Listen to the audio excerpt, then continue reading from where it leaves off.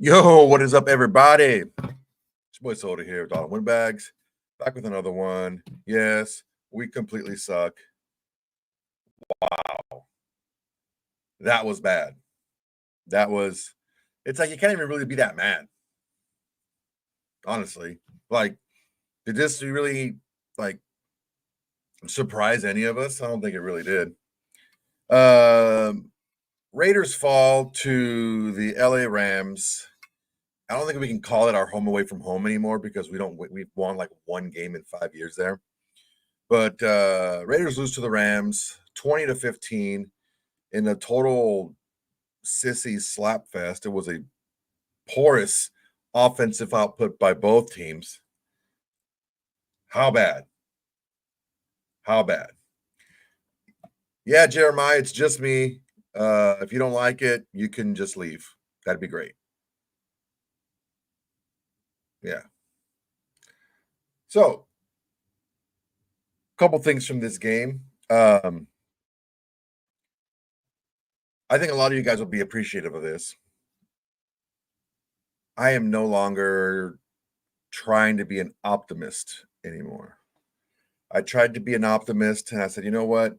This is the game because this is seriously the worst team we've played this season. Even worse than the Panthers. This is the worst team that we've played. And we're worse than the worst team we've played.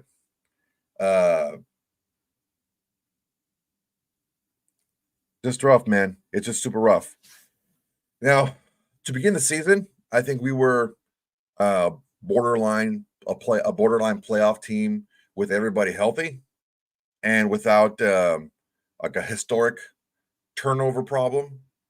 I think the last what was it what did they say in the game? The last 3 games, the Raiders have allowed opponents 47 points off of turnovers in the last 3 games.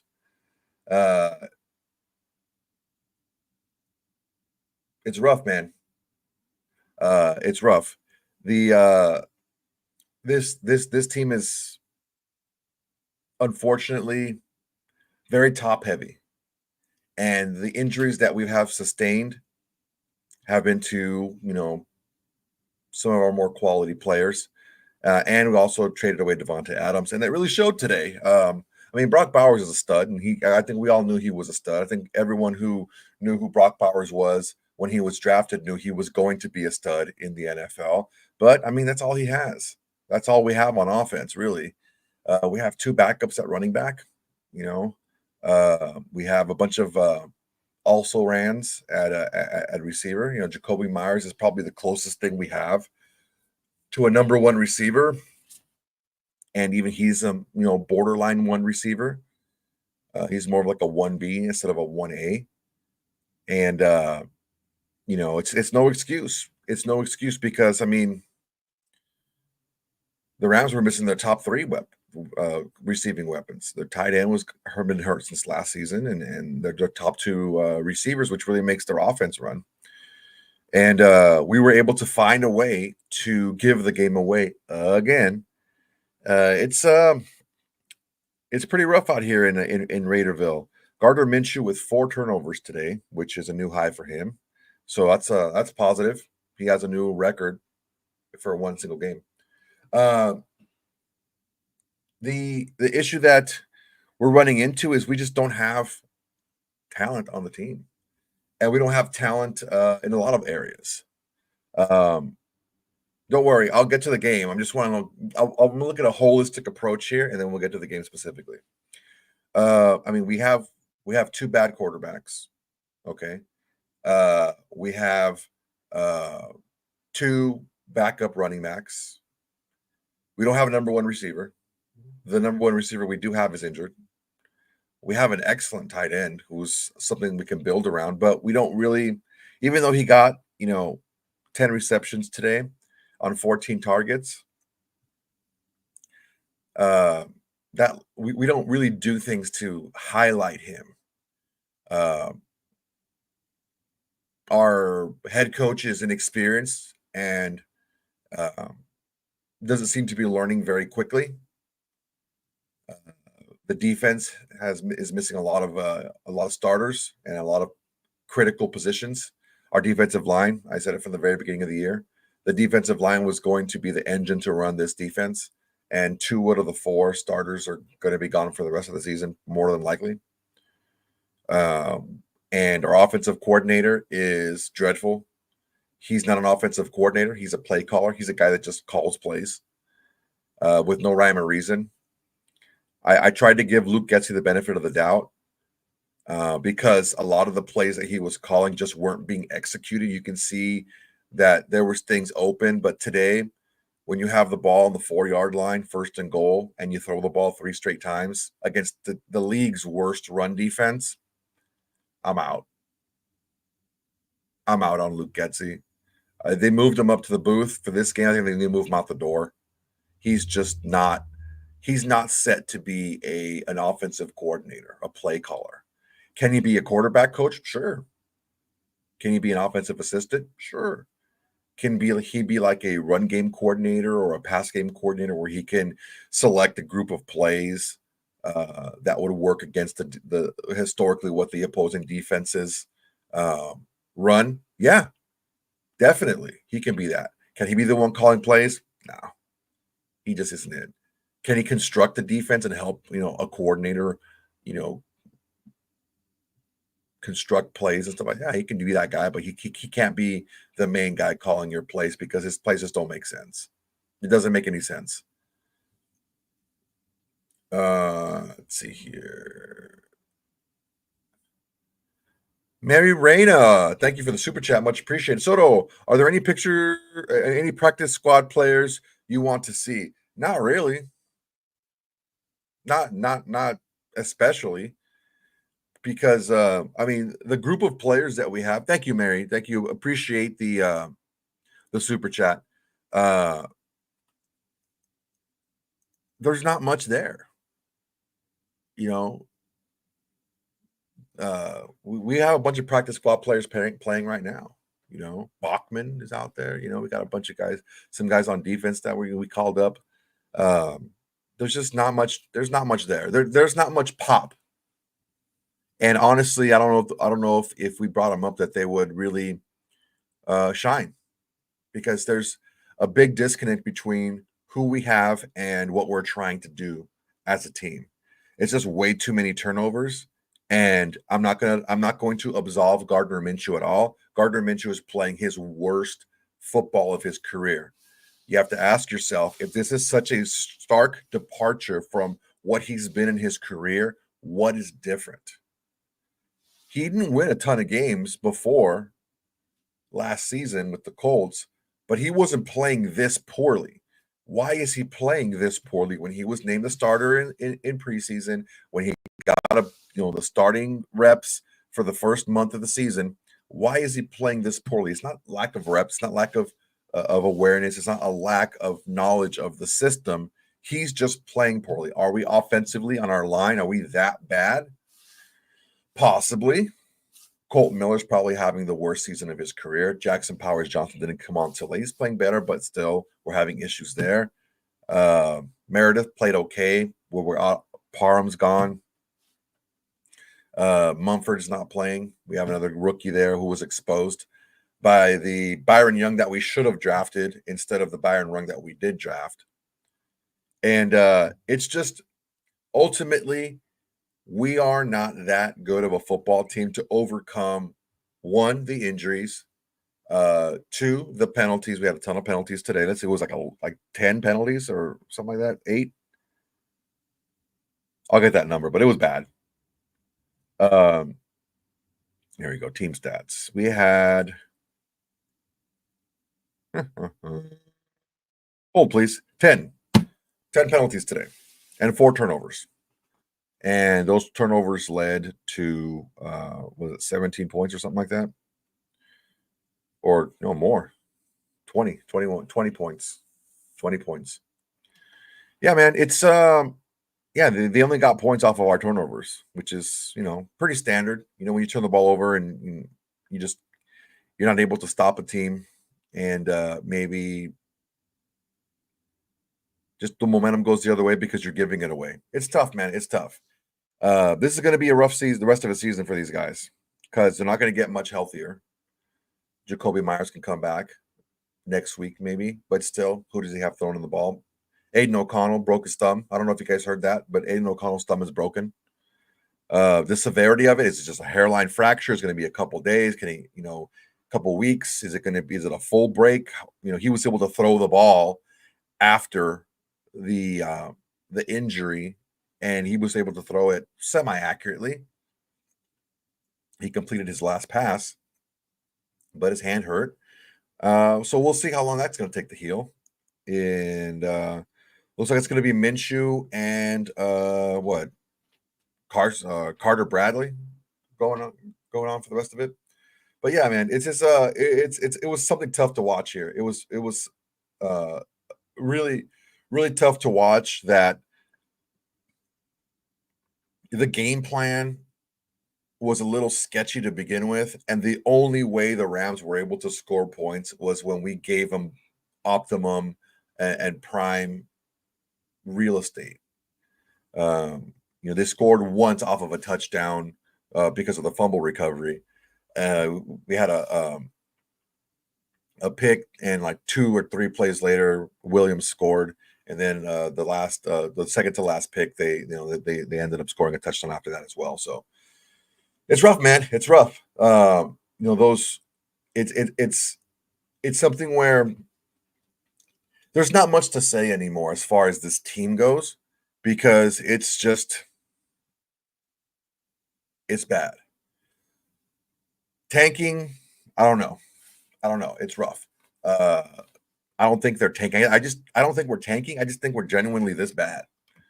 And if you take a look in the you take a look at how we felt about this team before the rash of injuries, and they started the last day of training camp before the first game, like the Friday before the first game of the season, in a walkthrough, Kuntz blows his knee out. That should have been an omen for the rest of the season.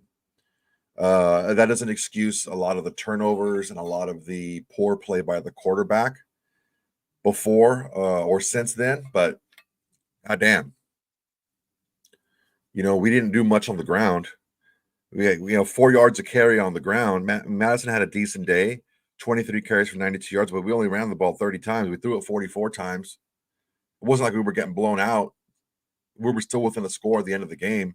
We just got away from the run in the second quarter, and we wanted to just throw the ball and throw the ball and throw the ball. And unfortunately, when you have 2 bad quarterbacks, no matter which one it is, you don't want to throw the ball 44 times. You just don't.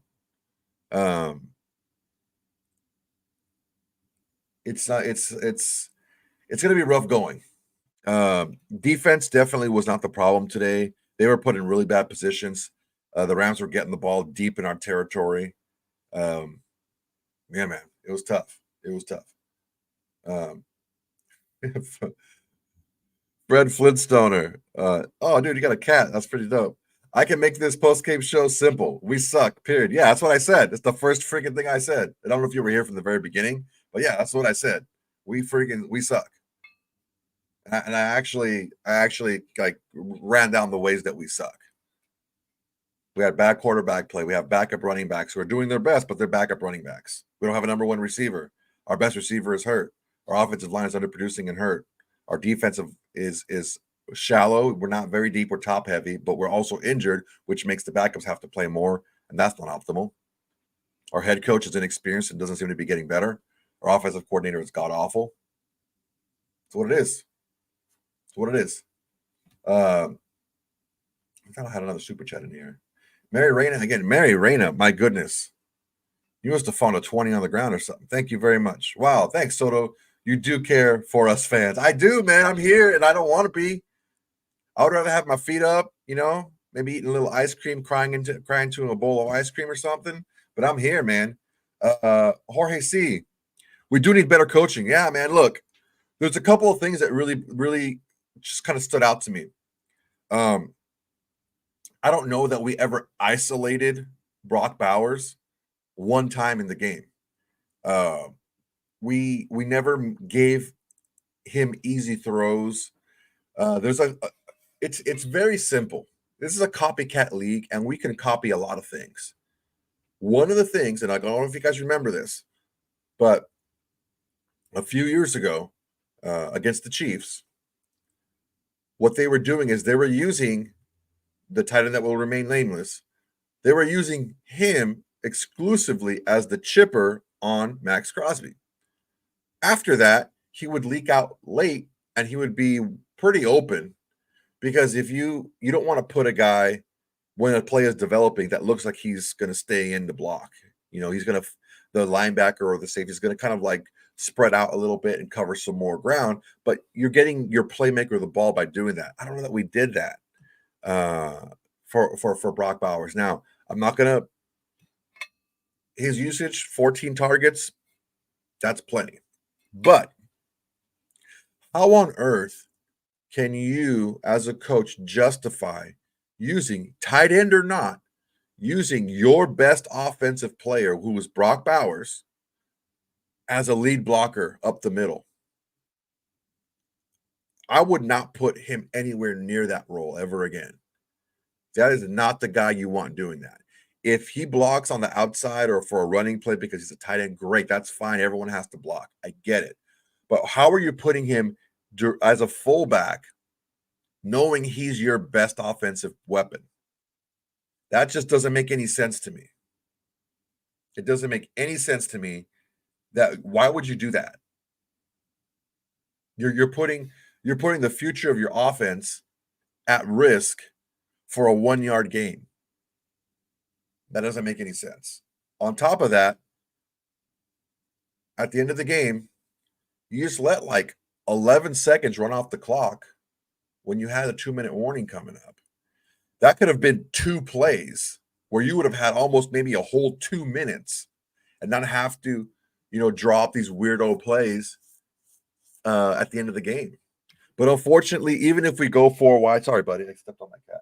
Even if we do go 4 wide or we do go 5 wide at the end of the game, it doesn't mean anything, because ultimately we can't protect the quarterback anyway.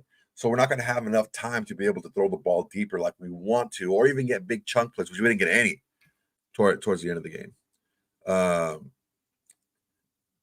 Sam, come on, bro. Abundado. RJ is, I think he's cleaning the lube off. I'm not sure.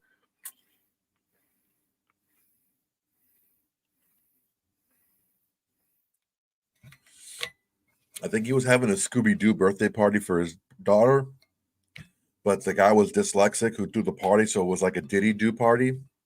And I think he's full of lube right now, that's my guess. Let's see what we got here. Johnny Gons, appreciate you. Appreciate the super chat, man. $5. Put it down on the table. What up, Soto? Carter Bradley era starting next week with Scott Turner as OC. Time to go with the kid. Maybe it buys AP more time. What say you? Okay, so mass sweeping changes are very easy to kind of dream up when it's not your job. I don't know. I haven't seen much of Carter Bradley. I saw him a few times in the preseason, and he looked okay against other third stringers. I don't think I've ever seen him in a snap playing against anyone of any substance, anyone who's playing right now, at least anyway. So I don't know that he would necessarily be any better than what Minshew was doing, honestly. Can he be worse? Probably not. He can't be any worse, right? So, and from that perspective, yeah, I guess you could kind of, maybe he's gonna be pulled up to the roster, unless they want to, sign some veteran quarterback. Which at this point, why would you? You're 2-5. Your team is going nowhere this season. You're extremely injured. The guys that are injured are probably not coming back anytime soon. So what do you want to do? Yeah, I guess in that case, yeah, you could bring up Carter Bradley. And if Minshew does throw up another stinker by halftime, I guess you could go to him in the second half. But why would you want to do that? You can't protect him. He doesn't have good weapons to around him to help him shine. It's tough, man. It's tough. It's a tough situation. I think if you want to go with a Carter Bradley, you would have to do it in the beginning of the week. so he can get good look. He can get a good look in practice. He can get really comfortable with the game plan, at least with the script. Or you can have a couple of scripts. You can have an opening game script, and then you can have a Carter Bradley script when he comes into the game, things that he's comfortable with, a package that he's comfortable with. You can do that, but I don't know if I would start him right away. As far as Scott Turner as OC, I don't know. What is Scott Turner's pedigree? Let me go look at him right now, because I don't want to throw a guy in there just to throw him in there, because there's a big difference between being an offensive coordinator and being a play caller. And we talked about it a little bit earlier. I think Luke Getsy is just a play caller. He just calls plays. This one looks good. I'll just call this one. We haven't used this one in a while. Let's use this one.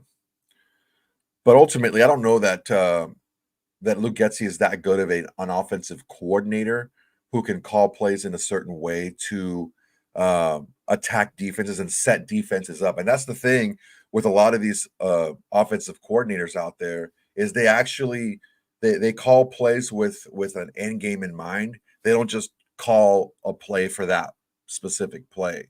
They call a play that they can execute then that will also set you up for the future. And unfortunately, he's showing us that, he's not very good, and he's not getting much better. RJ flashed for a second. Looks like he got all the lube off. But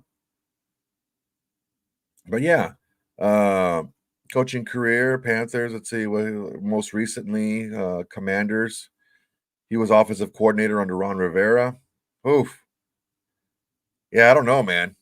I don't know if I would want him as an offensive coordinator. Look, can Scott Turner be any worse than Luke Getsy? No, he can't be any worse. But if you do that to Luke Getsy, that you do have to fire him. You can't just demote Getsy to janitor. You got to fire him and let him go. Would you trust Luke Getsy as janitor? Yeah, I mean, there's no forethought in that. You just clean what's in front of you, right? Right. and that's what he's good at. He's good at calling a play right then and there. He's not good at setting. What's the obvious thing? He'll do it right now. Empty. Well, I mean, not the obvious thing, because the obvious thing when you're on the 4-yard line on 1st and goal and you're going against the worst run defense in the NFL is to run the ball 3 times, and he passed the ball 3 times. I don't know. Well, when you got a gunslinger like Gardner Minshew, you know what I mean? Like you got to keep the ball in his hands. You know what I mean? So, hey guys, that's what happens. You speak of the devil, and he appears. Okay? Don't say the devil's name out loud. Still show up. It'll be your worst nightmare. Everyone having a good time? Everyone having fun? Sam, I think that bottle, that Black Label bottle, you probably started that maybe halfway through the second quarter. Our first turnover. Black Label.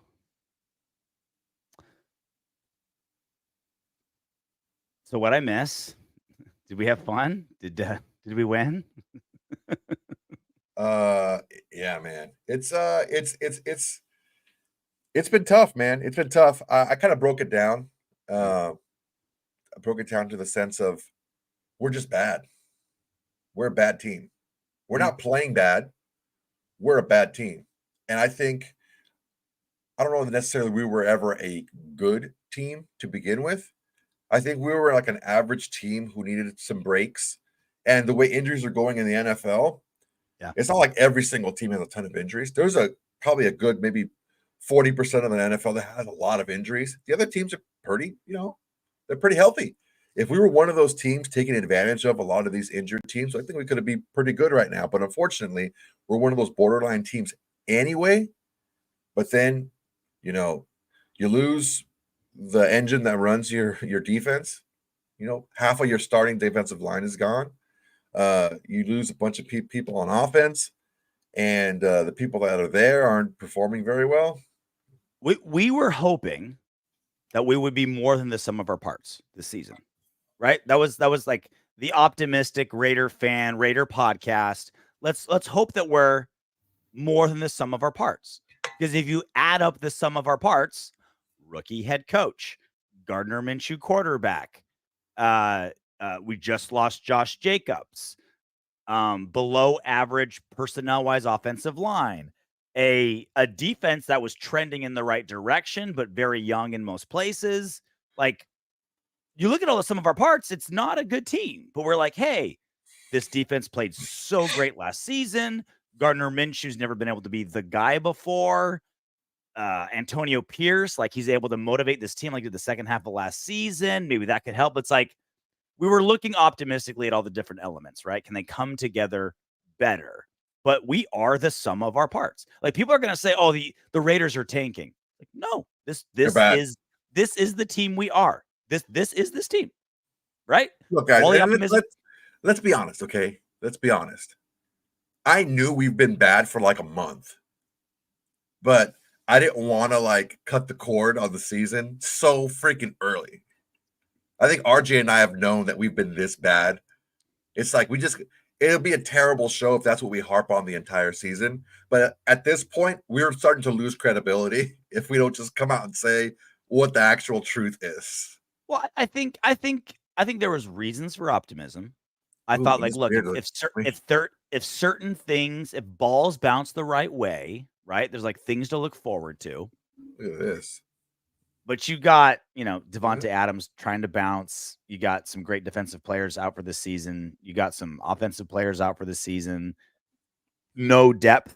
That was always like a big issue. Like, and that's not a no-brainer, right? Like, you look at like our drafting the last 7 seasons, like no shocker. Like, there's not a lot of depth, right? Like, it would take a lot of things going our way to be something that we're not. But we are a sum of our parts. Like, this is the team. Like, Rams, like, that's a team that was devastated by injuries. And then McVay off a bye, like, this was going to happen, right? This was going to happen. Also, it wasn't like, oh, they won because they had the better quarterback. No, I mean, he had a terrible, he threw for like 150 yards. So this was our best. This was our best run game of the season. Best running game of the season. Madison 4 yards per carry, and that wasn't even like he had like, oh, he got lucky on a 40-yarder. His longest was 13 yards. Like, it was. Yeah, no, we ran the ball well. He just didn't do enough. He just kept, like, it just like pound the rock, like, not a great game by any means, but it's like, okay, like. One thing that I will say about this team, they didn't give up. With all the turnovers that the offense was doing, the defense didn't give up. They were out there, and just you can't give away 7 and then give them 2 shots within like the 40-yard line. Like, you're gonna give up a lot if you keep doing that.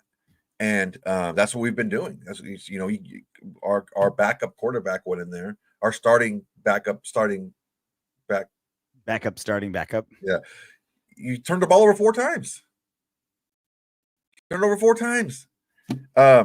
So it's not like the Rams are back on track. No, they're probably gonna lose again next week. Like, they're not back on track. We gave them the game, but that's what we've been doing. We've been giving games away with our horrible offense. And it's funny because, like, you look at, like, we always talk about all the time, turnover differential is the number one statistic for deciding wins and losses, right? Obviously, points are number one, right? Who scores more points than the other. But the number one statistic to decide wins and losses is turnovers, right? We have the worst turnover differential in football by a lot. Oh, by a ton. By a lot. It was -10 coming in today. Now we're obviously at -30. Hey, hallelujah, we got a takeaway. Like, that's our third. Like, we try, like, we give our defense a lot of credit for a lot of things, as we should. But last in takeaways. 3 takeaways in 7 games. Unfucking acceptable. Unacceptable. The equivalent to 3 takeaways in 7 games is a quarterback that throws 3 interceptions a game. That's the equivalent. Yeah. To not have a ball just fall in your lap at least once a game is ridiculous. Like, again, our defense is playing their ass off. They're keeping us in basically most of the games, but it is unacceptable. And it's not even one of those, like, they come in waves. Sometimes you get lucky, sometimes you don't. like you're dropping interceptions. The ball's bouncing around. You're not diving on it. The Steelers game last game was the best example. Fields throws this lateral pass, backwards pass. It's bouncing around. There's 3 Raiders around, 1 Steeler. Who ends up with the ball? The guy in gold and black, right? Like that has to change. Minshew's playing terrible. Offensive line's not great. Run game, like there's a lot of things going wrong. But the thing not talked about is the absolute ineptitude of takeaways by the defense. Like no one's talking about it, but it's huge. It's huge. Like that's the difference between us being like not a good team, but like we could be 4-3. We could be 4-3 if we're getting 2 takeaways a game, like a normal good defense should. We could be 4-3 right now if we're getting fumbles and interceptions, like takeaways, like we're supposed to. But we're not. We're not doing much. We're not doing much. Next week we got the Chiefs. Probably gonna get our shit pushed in by them.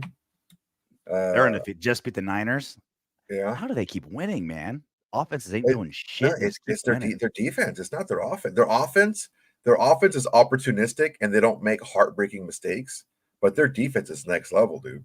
Their defense is fucking crazy. That's how they're winning. How much Brock Bowers verbal jerking off did we do so far? Because I want to do some. Oh man, I gave him the appropriate amount. Appropriate amount of jerk. Because I want to give him a reverse style Western hand grip hand job. Like he is so awesome, man. Like he's 14 targets. Like one of my best friends that I work with, I'm playing against him in fantasy, and he has Brock Bowers. I'm like, dude, he's getting at least like 15 targets. I was wrong. He got 14, but it should have been 20.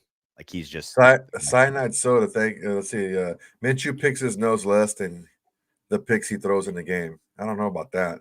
And that says a lot because he picks his. Well, it's not so much he picks his nose with a lot of volume. He just makes it count. You know what I mean? Like when he gets the booger, he makes you remember where it goes. You know? Yeah, pretty bad. Hey, look, what do we have to look forward to this season? We have to look forward to things getting better. Do we necessarily want them to get so good that we start winning a ton of games? At this point, probably not, because we already got 5 losses in 7 weeks. Before 2 months of the season, we got 5 losses already. So it's not, not the greatest thing right now. But we need to get healthy. We need to see some development in our young players. Good thing that we don't have. Look, if people want to talk about Telesco and not getting this guy, not getting that guy. He paid cornerstone pieces. Okay. He paid guys he wants to keep long term. The guys that he's iffy on, he's not paying. And it's smart. Because if you're building for the future, you want to keep your best players, right? That are young, that are going to be good for a long time. Not like Davante Adams. He's, we'll see how he looks. But he's not going to be the same Davante for years to come. He's going to, start regressing. But the 2 players that we have that are on big money deals are guys that are going to be there for a long time, and they're really good players. Maxx Crosby and Christian Wilkins. On top of that, you got a lot of good young players. So let's develop these good young players. I'm not saying to sit or to tank or anything. Let's highlight and get these young players that we know we can grow with, get them some experience and get them better for the future. And I'm a red giant thank you for a giant super chat. $20. We appreciate it very, very much. And it's always great when the super chat is a really good question that we can actually sink our teeth into. Does Antonio Pierce make it past this season? Yes. I think he does. With how much Mark Davis is getting shit on for he's such a star fucker. He's so emotional. He's so knee-jerk reaction. He just wants to like immediately jump away, like fire and go. Like, yes, he has a 2-year deal. He makes it through this season. Now, it's not so much like things can go very south. I think he still keeps his job. But it's not so much like this is going to be on him. Like, this is the team that we saw. Now, never say never, right? Like if there's a Josh McDaniels, the locker room just pure mutiny, and guys like are going to Mark Davis in like droves and saying like fire this guy or like we're burning the building down. Like never say never. But he's a 2-year deal. He's making it through this season. As bad as this season's going, it's the sum of the parts. Like again, like I started like how I kind of started like we were hoping for optimism. We're hoping Gardner Minshew. He's never been the number one guy before. Maybe that can work out. This defense that had momentum last season, it can kind of keep going. But it's this team is the sum of its parts right now. And AP still has him playing hard. RJ. AP still has him playing hard. $100 bet. He doesn't make it through. So does it make it through the off season? What was the question? Past the season. I think he does. What's the now his buyout's got to be cheap because no one else was hiring AP, right? It's not like John Gruden or Josh McDaniels where whatever they're like. Again, the reported deal was $100 million, 10 years for Gruden. We're not sure if that's true or not, but that was reported. Josh McDaniels was a big deal as well. So the buyout won't be big. If there's an amazing coach that wants to come in, I could see it happening. But if it's by standard operating procedure, it's like the report, right? What's his face that said once Tom Brady's owner, his number one thing is to try to get Bill Belichick to be head coach. With the type of star fucker Mark Davis is, he ain't saying no to Bill Belichick. If Tom Brady, it's Mark fucking Davis. If Tom Brady says, I want Bill Belichick to be head coach, and Bill Belichick wants to be head coach, then yes. Then yes. Okay. RJ said AP gets Rambo Adventures from Thailand. RJ said AP gets another season. I'm down for that bet. He does not get another season. So into next season. I think he starts the next season with the one exception what I just brought up. If Tom Brady says no. Mark Davis. Do you think that's going to happen? Do you think Bill Belichick's our coach next season? Whoa. How is Bill Belichick did get in here? No, that's what I'm saying. I think Antonio Pierce is the starting coach week 1 next season, unless the scenario I brought up that was reported. If Tom Brady tells Mark Davis, that's not necessarily true. I think that he needs to be much better at decision making. He needs to start getting better. He doesn't need to be an expert, but he does need to get better. And the big blunder he had today was going into the 2-minute warning, letting 14 seconds off the clock and not calling a timeout, because you could have had, you're going to have no timeouts anyway. You could have had maybe more than 2 minutes, because depending on what type of plays were being run. And he just let him run. If Mark Davis thought that Antonio Pierce was going to be a brilliant game manager when he hired him, then this team is more of a lost cause than I thought. Okay, wait. This is different, man. You're doing something different. You're saying something different than what I'm saying. I'm saying is he needs to be getting better than what he is. Absolutely. He's not getting better. Absolutely does. He's not getting better. And you're saying, well, he's not a genius. We know he's not a genius, but he needs to be taking steps to be getting better, which is not happening. I can definitely see if he still doesn't get it, then yeah, he's gone. You're not going to turn into a really good game manager after half of what. There you go again. You're using these words that I never said. You said really good, and you said genius. I'm not putting words in your mouth. I'm just saying getting better. Independent of what you said. Independent of what you said. I'm just saying a football coach is not going to become good at game management after half a season. Independent of what you said. That's just a thing. That's just a fact, right? So better. I mean, what's better? Like twice as good, 10% better. I mean, how much are we expecting him to improve? Every single game, we have a bonehead coaching decision. Yeah. Not as I warned preseason. I'm like, mark my words. We are going to have boneheaded in-game decisions this season by Antonio Pierce. Let's make that mind-numbing dumb decisions. Let's make that the exception and not the rule. Like, oh crap, he had it. Well, he hasn't had one in a few weeks. He just geeked that one, as opposed to what's his bonehead play going to be today? What's his bonehead? That's what I was warning. I was warning having every single game. He was going to be, especially against Sean McVay. Like he's getting outcoached. He's getting outcoached by McVay, on top of just unforced errors by Antonio Pierce.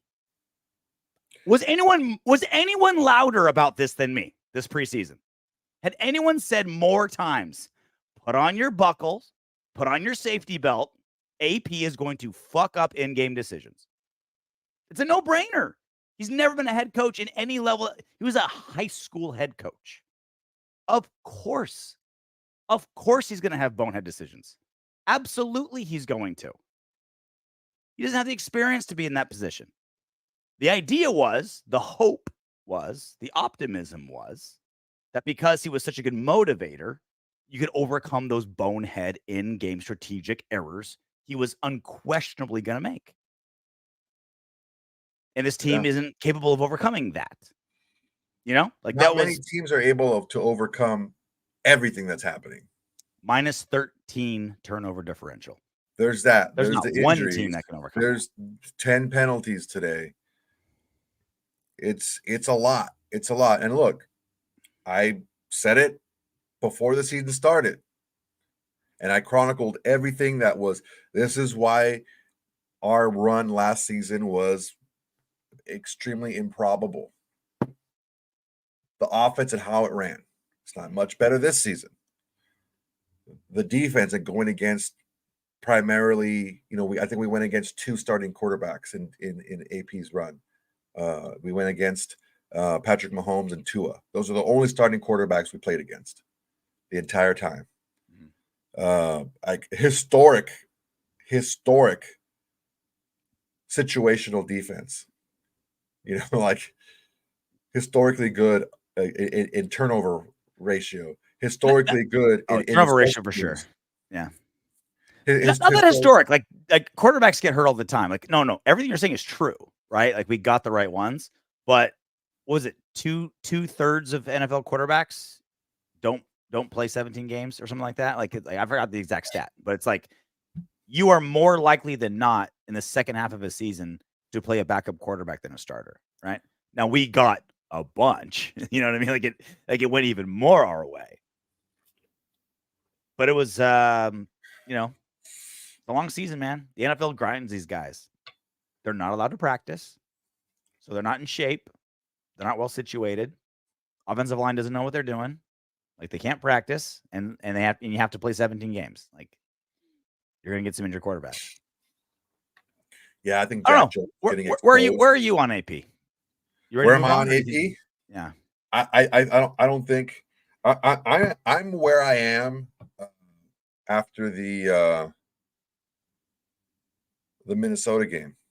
Coming off of a freaking bye, he scores 0 points. It's like, am I burying him yet? No, but he's not doing himself any favors for sure. I think that the shine of that Charger game kind of boosted him up, because nothing else after that was super impressive. Even the win against the Chiefs, did he really do anything in that game, or was that Patrick Graham, calling a great game against?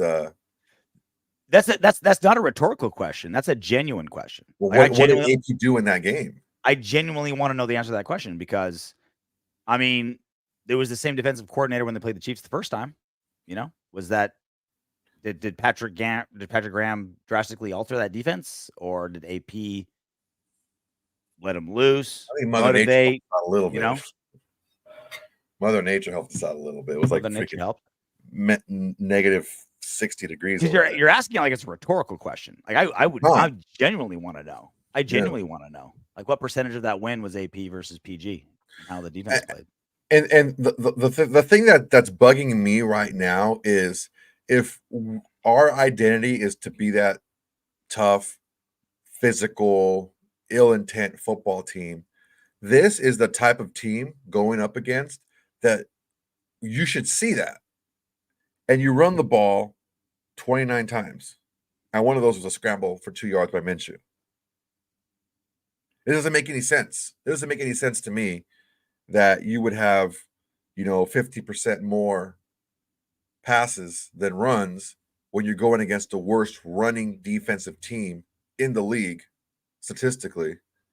Nothing happened from the previous games to make you think that they're going to be any better. Like they didn't get like, oh, well, so-and-so came back defensively. They're going to be much better against the run. No, none of that happened. It's the same team they've had the whole season. And you just move away. When the game was still tight, you move away from the run. And you give the ball to not only a turnover-prone quarterback who's showing you he's turnover-prone. He was turnover-prone when he was getting all the first-team snaps. So you take that guy, don't give him the first-team snaps, throw him in as a backup without the preparation that he normally gets. What do you expect is going to happen when you make him throw the ball 35 times? Doesn't make any sense.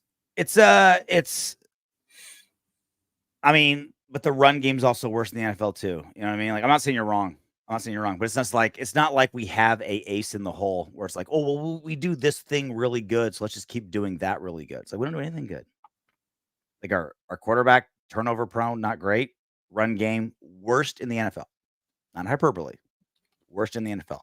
This was our best running game by far, 122 yards. No, we had it a game that was like 150, no?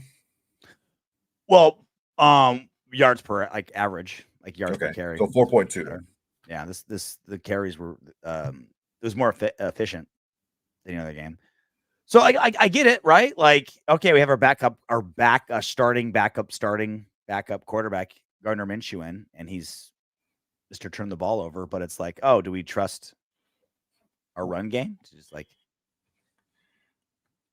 I'm not trying to defend Getsy. like it's not like Getsy's like wowing anybody, but it's like what was that the South Park episode, the presidential? Do you want to vote for a giant douche or a turd sandwich? It's like, do you want to run the ball or pass the ball? Giant douche or turd sandwich? Like, is there a right answer? Like, are you happy about either choice? Well, against the Browns, we were at 5.2 yards per carry. I stand corrected. Sorry.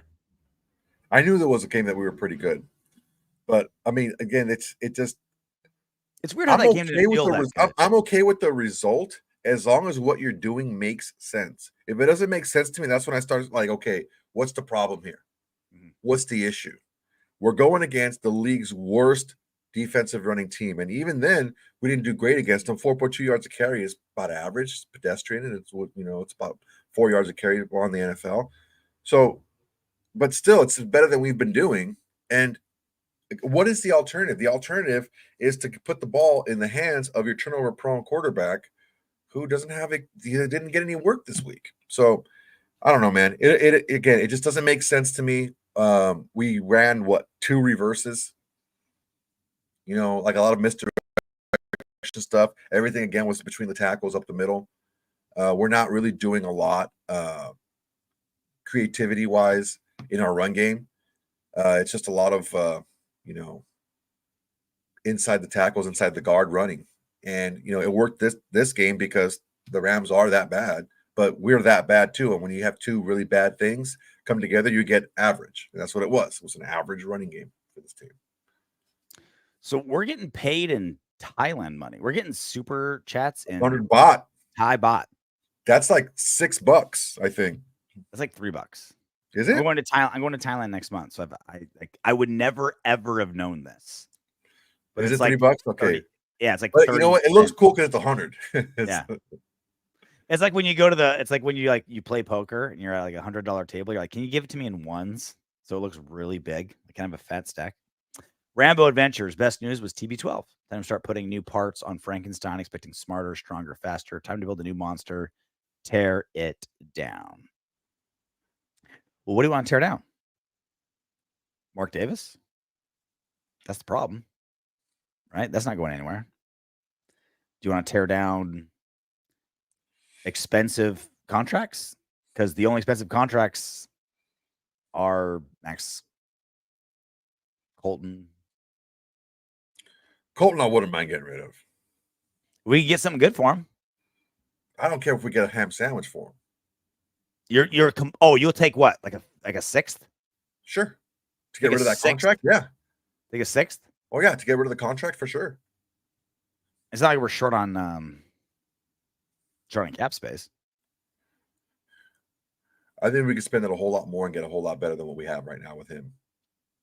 He fell off a cliff. He's dreadful.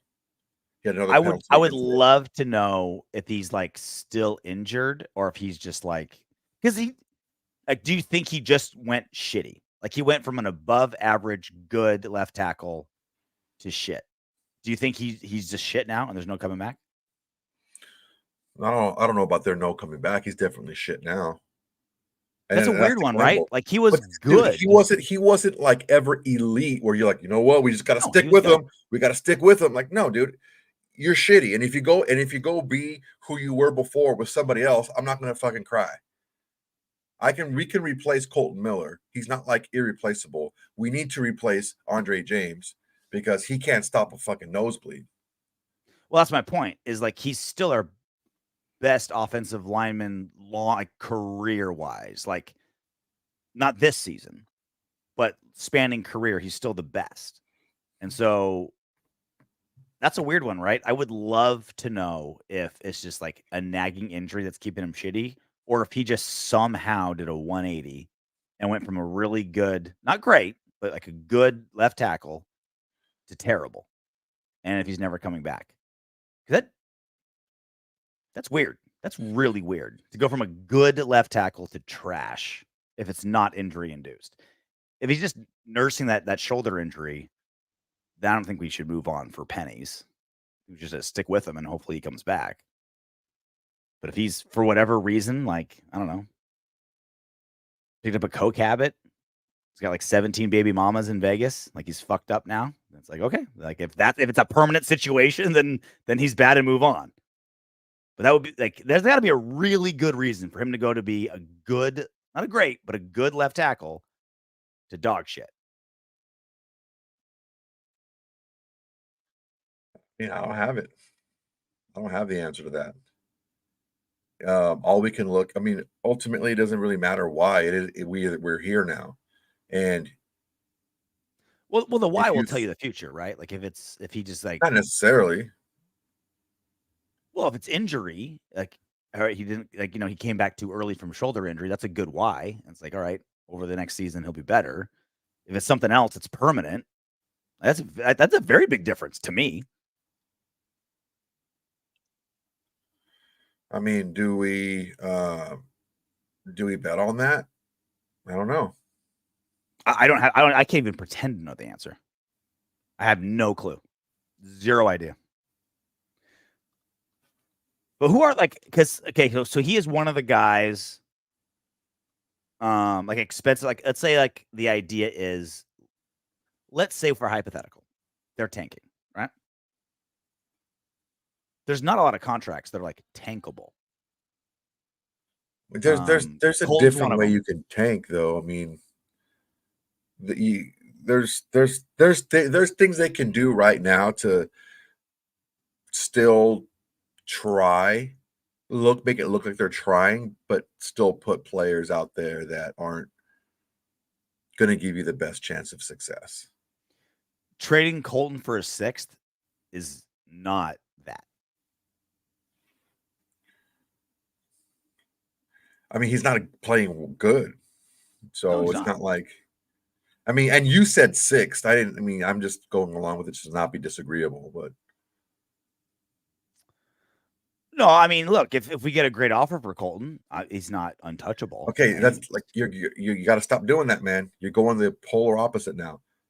From a sixth round pick to a great offer, like what's reasonable? That's my question. You brought up Colton. What do you think? What would you get rid of him for? If we get a fifth round pick, I think that's good. I think that's insane. Yeah, he's been too good for too long. Now I could look. I don't care what he's done in the past. Well, you should, because if it's like a one season nagging injury thing and it's not permanent. Well, if you would have let me finish, I would have said I care why he's bad now. Yeah, and if he's bad now because, like you're saying, like he's injured, all right, that's one thing. But injury doesn't have to do with any of his pre-snap penalties. He's also a lot heavily penalized too.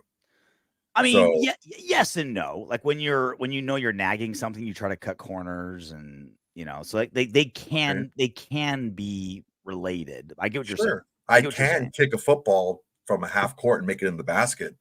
Doesn't mean it's the most effective way to score points in basketball. I can, but you got to look out for what it is. If he's bad because he's injured, or he's not playing to his potential because he's injured, is that going to be an injury that's going to get better? People don't normally, especially offensive linemen, they don't get healthier as they get older. They get more. No, but another off season on that shoulder. Again, that's what I'm saying. Is like I'm not giving up on him with what I know now. He's been good for a really long time. Shoulder surgery, playing shitty. Is this something that is long term or not? Like, I don't have enough info to say I'll get rid of him for a fifth. Now, if that info is in the building and I just don't know it, and we find out later, then things change. But from where I'm sitting, he's way too good to get rid of for a fifth. Juan wants John B. Thank you for the comment here. Juan wants him off the team. It's time for him to go. Don't care if it's. I mean, to be in my defense, that's a pretty damn good ham sandwich I want for the guy. And ultimately, I know we're talking about this because I said it, but it's like I don't care if he stays or if he goes. You're talking about we don't have anyone that we can get rid of. I'm talking about. I'm not going to die on this hill for fucking Colton Miller. Well, he's like the one guy that's in that conversation. I don't really care, dude. I don't really care. You can have this conversation if you want. I think we spent too much time on. I think you can. I think. No, I'm not saying it's attack. We've already spent too much time on Colton fucking Miller. Is what I'm trying to say. Well, but I think he's the perfect example for what we're talking about, right? Like, I don't think is there anybody that wants Maxx to move on?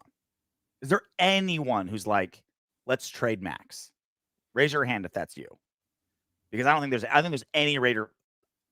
There are very few number of Raider fans. They're like, let's tank and move on for Maxx, right? That's a very, very small number.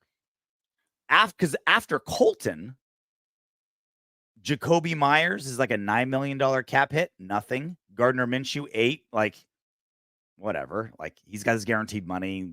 Nothing. Like, there's not a lot of cap hits. And that's my point about tanking. Tanking is you get rid of the old, expensive guys that aren't effective. Like, you got like a couple more years on them. You get rid of them, trade them for draft picks, and start over. Colton Miller is the only kind of maybe guy. He's the only one. People saying Raiders tank. We don't have tankable players.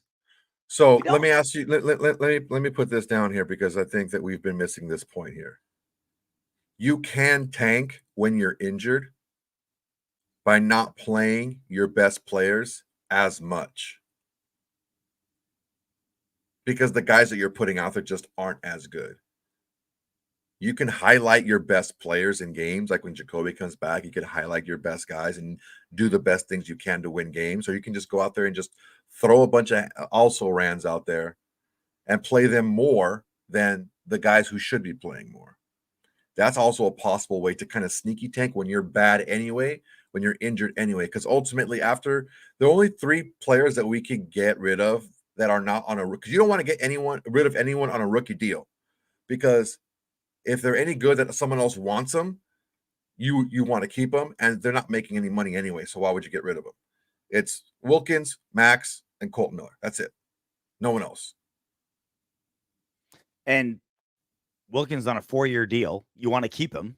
Yeah, right? They're not going in. Those guys probably aren't going. I mean, what does Colton have left on his deal? Like 2 years?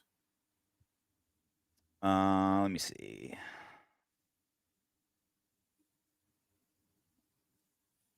Yeah. Well, this right. and one more. Can we stop talking about Colton Miller now? I like the Colton Miller because I don't. You can do your own live talk about Colton Miller all you want.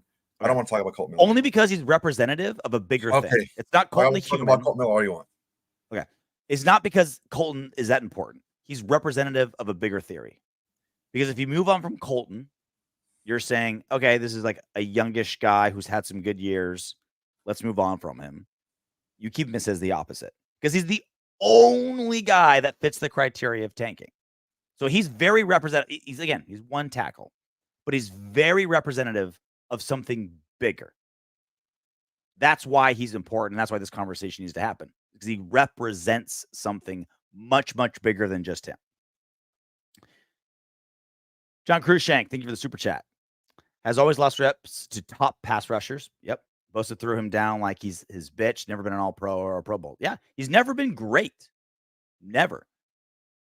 Neither so do I have ever called him great. He's good.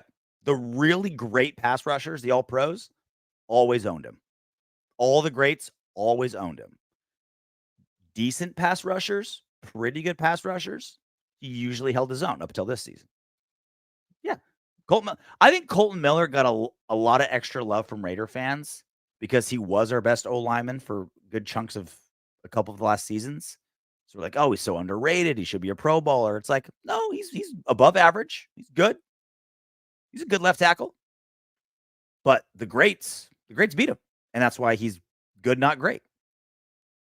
He's very stable. Very, again, up until this season, until he got hurt. Very dependable. Solid left tackle that you'd want on your team. Not anything special. You get he is special, not amazing. You get an all-pro against him, you're giving up 2 sacks that game or more. So if he's designated a post, if we trade him after June 1st next year in 2025, excuse me, he's only a $3.375 million dead cap hit that season. We saved $12 million against the cap in 25, and there's 0 dead cap in 26. Well, he's done it. His contract ends in 2025, right? Yeah, but there's no dead cap money after that. Well, because his contract's over next season. Well, I'm looking at over the cap. Are you looking at Sport Track? I'm in Sport Track. Yeah, because they have this exact scenarios here. They vary, right? We can release them, but why would you release them if you could trade them? Either way, it's the same exact thing. You can trade them or release them, either post or pre. Everything's the same. After the season, you can release them or trade them. Doesn't matter. So again, like you're right. Like Colton Miller isn't that big of a deal, but he's representative of something bigger because he's the one. I think he's representative of something that the biggest thing he's representative of is people hanging on to the best player at their position or position group on our team, not necessarily in the NFL. And we did that for quite a long time with other position groups, and it didn't do us any good. So we have to stop looking at, in relation to our shitty team now, well, he's the best guy we have on our shitty team, as opposed to how is he compared to the other players in the NFL. And I don't think he's that good compared to the other players in the NFL. I think we can get guys that are just as good. Yeah, I have the same stance on Colton Miller as I do and every other guy in the other 50 positions on the football team. Like, if you get someone better, do it. Get rid of him, move on. How about just as good but cheaper? Also that. Younger, cheaper. Also that. That's almost better in a lot of ways. If you get someone better and cheaper, or one or the other, better or cheaper, I'm on board. We almost missed this. So Blue Label is my go-to, Sam. That's like the celebratory go-to is Blue Label. Like, it's just expensive enough where it means something important, but not so expensive where it's just like, I'm gonna need to give out my kidney to make sure booze tastes good today. All right, man. Well, I'm good. It's been about an hour. You got it all in your system? I can't believe we freaking talked about this shitty ass game and shitty ass team for a whole hour. Well, I did, at least. That's the mark of a good broadcaster. So, it's super easy to talk about the Raiders after they put 63 on the Chargers on Thursday Night Football, right? Like, that's easy. Like, any Tom, Dick, or Harry could do that. But to talk about a 1-4 team beating our 2-4 team 20-15, that takes some seasoned goddamn veterans, Soto. That takes some cultivating knowledge to talk for an hour about this game. I don't want to dislocate my shoulder like Colton Miller, but I'm going to pat myself on the back. Even though you did most of the work, I'm still going to do it. We did an hour on this game. I can't wait to cry into my ice cream. I had my daughter's birthday party today, which is why you had to carry the show today. I appreciate you. And she comes up to me because it's her birthday, and she's 5. So she's like, "Daddy, can I do anything I want today?" Well, what do you want to do? Like, I just want to do whatever I want. I'm like, okay. And I did. So I kept a corner of my eye on her all day long. I'm like, is this like you want to put mustard on your pizza? Do anything today, or are you trying to do blow in the bathroom with a bunch of your pre-kindergarten schoolmates? I don't know what direction you're going in right now. Because if I said that, if I went to you, Soto, on my birthday, and we were in Vegas, I'm like, Soto, I want to do anything I want today. You'd be like, I'm going to get a bail bondsman on speed dial. I'm going to 20-pack of condoms. You wouldn't want to do it with condoms. You want? Let's just be clear here, okay? I'm willing to fantasize. I'm willing to follow the fantasy, but let's just be real, okay? So I still got to go out there and see what her I want to do anything on my birthday really truly means. You started the show. You want to end it, or do you want me to do the? I mean, you're here, man. You did it. The Dodgers better win, dude. The Dodgers better win because I'll tell you something. USC got freaking beat last night. One of my fighters fought and just totally dominated the first round of that fight. And then, I mean, literally within the first 3 seconds of the second round, the chick just threw this Hail Mary, like leaping freaking Superman punch and knocked my fighter down. And she was able to get up, but she just couldn't recover. Think of it, guys. If you've never been in a fight like that, think of it like if you wake up too fast and you kind of feel that kind of like weird feeling, you just can't get your like balance, but someone's punching you. You know, it's like you're not going to be able to get your balance right away because once they waved it off, she was fine. Her eyes were clear. She sat on the stool. The doctor said she looked fine. You know, she was up and talking and everything was fine. She was just wobbly for that little time frame and she got TKO'd. And that was really heartbreaking because she really did dominate the first round of that fight. Then the Raiders go out there and just fucking take a dump all over themselves. Here's the ball. Yeah. I know we have the ball, but I want you to have the ball. Oh, thank you for the ball, but I want you to have the ball. You would look much better with the ball. I know we have the ball, but I think you should have the ball. Rambo Adventures, you're in Thailand, boy. You shouldn't be barebacking anything. Just heads up. All right, go ahead and bring us home, RJ. All right, boys. Appreciate you hanging out. 100 of you stuck around for this shit show. You guys say like, oh wow, I can't believe you guys did a show like this. I can't believe you guys stuck around with us. We love you, boys. Hang on a second. Before you go anywhere, I want to say something. I want to look at something real quick. Okay, hang on a second. Hold, please. What the fuck's going on here?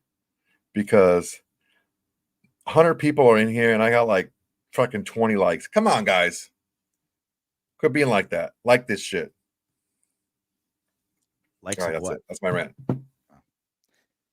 All right. Well, we'll be back. I'll be in Abu Dhabi for our next show, so it'll still work. We'll make it happen, but it'll be an away game. Soto for next week's game with the Chiefs. They'll be in the air. Great. Yeah. Is that the most like Raiders will win that game type of thing? Like we're gonna be bottom of the power rankings. We're gonna like blow ass. The most Raiders thing would be for us to feel like we have a shot to do it, and then just get beat down again. We win when no one thinks we can. Like we actually think, oh, there's a chance. We did no, there's no chance. Well, you guys will experience it with Soto. Until then, knock on wood if you're with me. Hey, you made it to the end of our video. Great job. I know you want more. Go ahead and click the next video. And if you're feeling crazy, go ahead and subscribe.